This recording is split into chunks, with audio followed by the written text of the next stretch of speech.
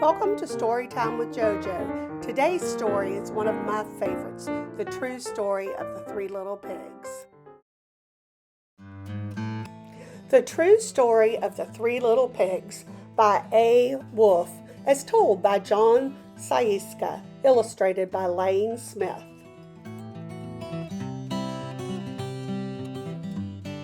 Everyone knows the story of the three little pigs, or at least they think they do. But I'll let you in on a little secret. Nobody knows the real story because nobody has ever heard my side of the story.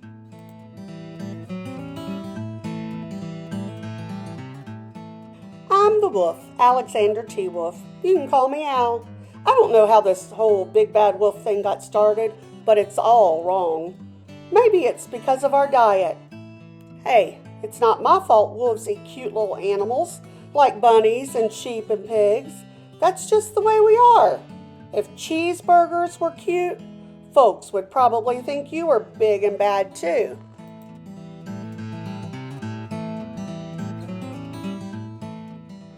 But like I was saying, the whole big bad wolf thing is all wrong. The real story is about a sneeze and a cup of sugar. This is the real story.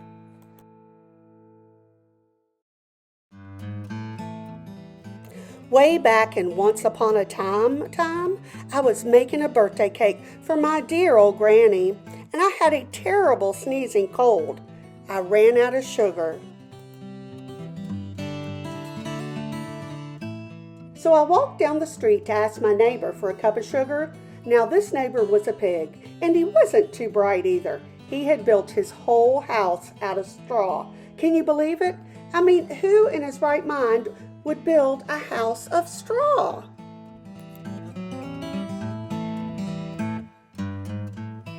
So of course the minute I knocked on the door, it fell right in. I didn't want to just walk into someone else's house, so I called, "Little pig? Little pig, are you in?" No answer. I was just about to go home without the cup of sugar for my dear old granny's cake, and that's when my nose started to itch. I felt a sneeze coming on. Well, I huffed and I snuffed, and I sneezed a great sneeze. And you know what? The whole darn straw house fell down. And right in the middle of the pile of straw was the first little pig, dead as a doornail. He had been home the whole time. Well, it seemed like a shame to leave a perfectly good ham dinner lying there in the straw, so I ate it up. Think of it as a big cheeseburger just lying there.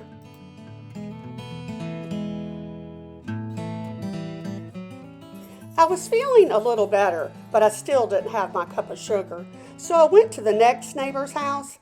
This neighbor was the first little pig's brother. He was a little smarter, but not much. He had built his house of sticks. I rang the bell on the stick house. Nobody answered. I called, "Mr. Pig, Mr. Pig, are you in?" He yelled back, "Go away, Wolf, you can't come in. I'm shaving the hairs on my chinny chin.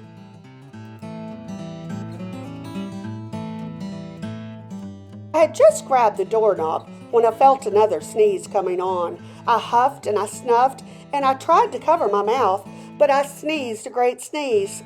And you're not going to believe it, but this guy's house fell down just like his brother's. When the dust cleared, there was the second little pig, dead as a doornail, Wolf's honor.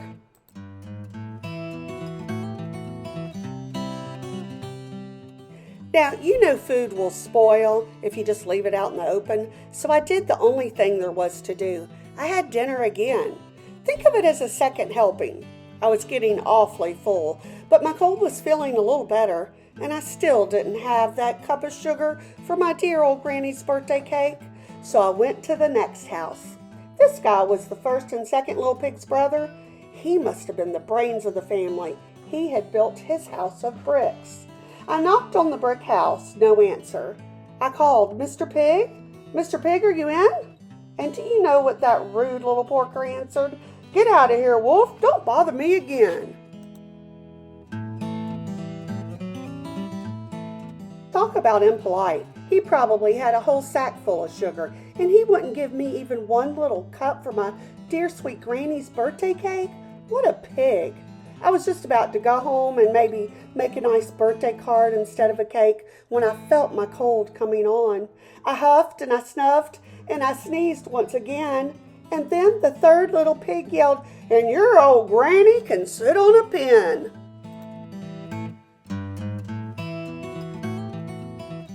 Now, I'm usually a pretty calm fellow, but when somebody talks about my granny like that, I go a little crazy. When the cops drove up, of course I was trying to break down this pig's door, and the whole time I was huffing and puffing and sneezing and making a real scene.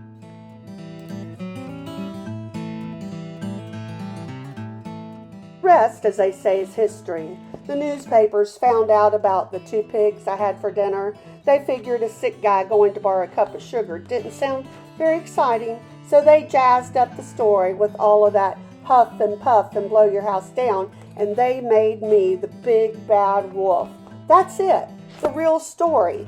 I was framed.